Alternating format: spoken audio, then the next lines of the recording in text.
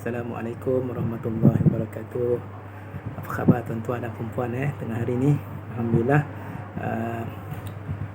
Pada tengah hari ni saya nak berkongsi sedikit satu pandangan lah berkaitan dengan kenapa kita perlu berusaha untuk jadi orang yang tenang. Tenang tu sebenarnya satu nikmat yang cukup hebat, cukup besar dalam hidup kita. Kalau kita hidup dalam gelisah, tak tenteram, kita hidup dalam keadaan fikiran kita menerawang, bagaimana kita nak berinteraksi. Contoh di tempat kerja, bagaimana kita nak berinteraksi dengan orang. Kita banyak berfikir benda yang lain di dalam fikiran kita, tapi dalam masa sama kita berinteraksi dengan orang, memang hati kita tak sepenuh. Jadi tuan-tuan dan puan-puan, saya nak berkongsi sedikit kenapa kita perlu tenang. Kerana tenang ini adalah sesuatu yang sangat bernilai dalam hidup kita. Kalau kita lihat orang yang tenang ni, wajahnya pun tenang, perkataannya pun tenang, tingkah lakunya menenangkan hati orang lain.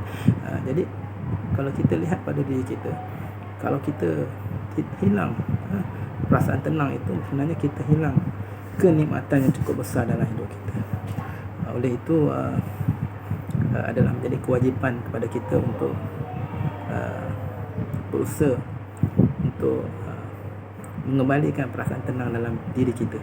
Jadi antara perkara yang kita boleh buat, antaranya ialah pertama sekali, apabila kita ada masalah, kita kena cepat-cepat keluarkan dahulu masalah tersebut. Itu cukup penting. Maksud saya, selagi mana kita asyik fikir tentang masalah tersebut, sampai bila pun kita tidak akan dapat menyelesaikan.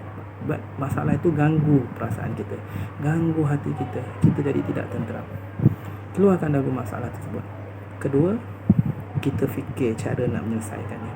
Ada banyak cara. Setiap masalah pasti ada cara. Tidak ada masalah yang datang tanpa jalan. InsyaAllah pasti ada jalan. Dan yang ketiga ialah kita pilih apakah cara yang terbaik. Ada banyak cara, tapi mesti ada yang terbaik. Kita boleh buat cuba jaya. Mungkin kaedah ni tak sesuai, kita guna kaedah lain. Yang penting jangan kita putus asa. Selepas itu yang terakhir sekali, bukan terakhir lah, yang seterusnya ialah kita laksanakan, kita bertindak. Bertindak itu penting. Kalau kita tidak bertindak, kita takut masalah tidak akan selesai. Ingat, sebesar mana pun masalah, kita ada Allah yang maha besar. InsyaAllah bertindaklah tuan-tuan dan perempuan untuk kita selesaikan masalah tersebut. Dan seterusnya, kita berserahlah kepada Allah. Maksud saya, berserah itu ialah setelah kita berusaha, kita dah bertindak, kita serahkan kepada Allah, kerana dialah yang maha bijaksana untuk menentukan apakah yang terbaik buat diri kita. Jadi tuan-tuan dan perempuan, akhir kata saya doakan tuan-tuan dan perempuan semuanya hidup dalam keadaan tenang, damai, gembira, mendamaikan, mententeramkan hati orang lain, insya-Allah. Kita jumpa di lain masa. Wallahu a'lam.